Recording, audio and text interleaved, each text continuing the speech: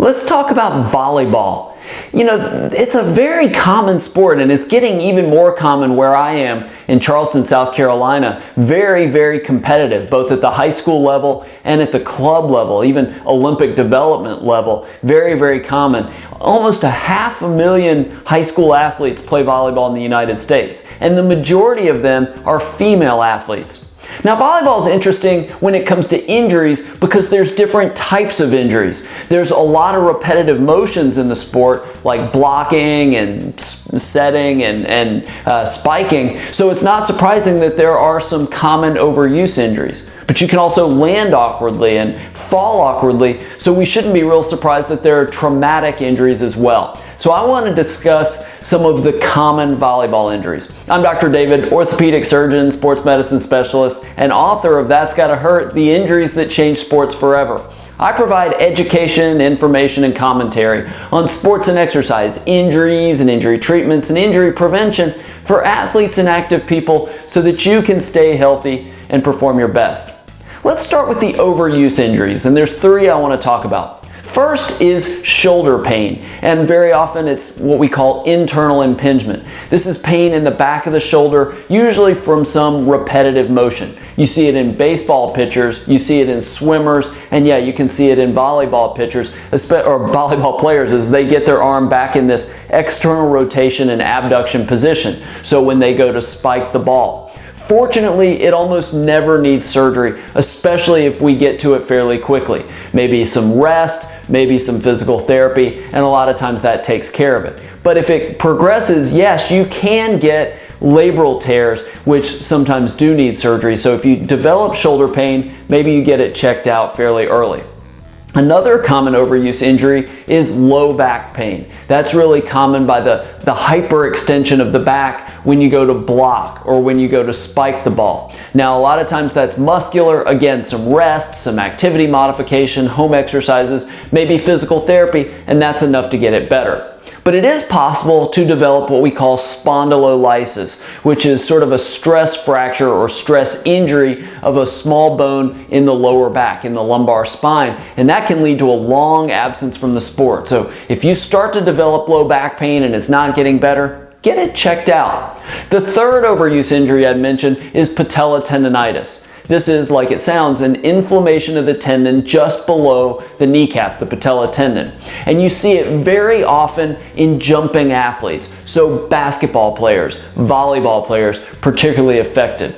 You can typically play through it, but it's just this nagging, uncomfortable pain. Fortunately, again, it almost never needs surgery. Yes, maybe some rest, some anti-inflammatory medications, maybe ice, certainly some home exercises and physical therapy, maybe even the use of a counterforce strap, and that should take care of it. But the earlier you take care of it, the quicker it's going to go away. So another one you might get checked out if it's not getting better fairly quickly. Okay, let's move on to some of the traumatic injuries. First, probably the most common injury in all sports, and that's ankle sprains. We see that, anytime you land awkwardly from a jump and your ankle inverts, or maybe you land on another athlete's foot. I just had a patient yesterday that a competitive volleyball player had a fairly serious ankle sprain from doing exactly that. She went up to block the ball, I think, and she landed on another player's foot. It rolled, and now she's got an injury that she'll be out, I would imagine, at least a few weeks, if not more. So ankle sprains are very common. Maybe worth talking to your athletic trainer about maybe braces that you wear inside your shoes, or some of the injury prevention programs like the FIFA 11 Plus that can supposedly lower the rates of ankle sprains.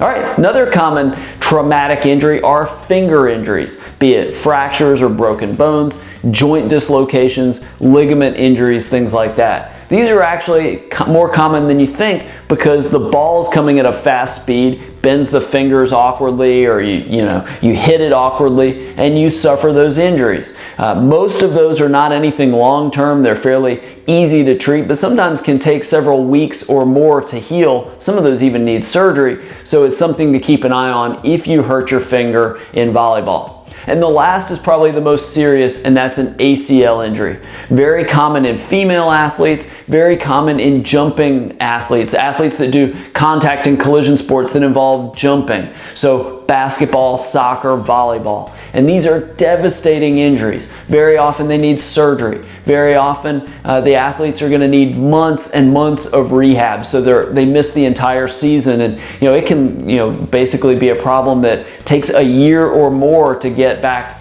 to the way you were before you got hurt. So that's something to know about. Get serious knee injuries checked out right away if they occur in volleyball.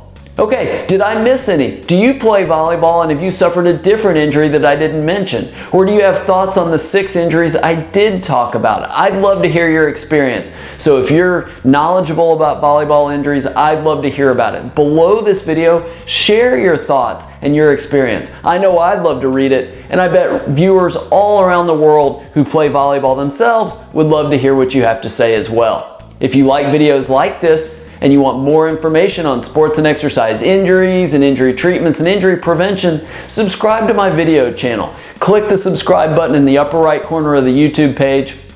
I record a couple of these videos every single week. Plus, you'll get notifications if you choose about some of the live videos I do where I can answer some of your questions as well. So subscribe to my video channel. I look forward to interacting with you that way. Thank you so much for watching. I hope this video on volleyball injuries was helpful, and I look forward to seeing you right here next time.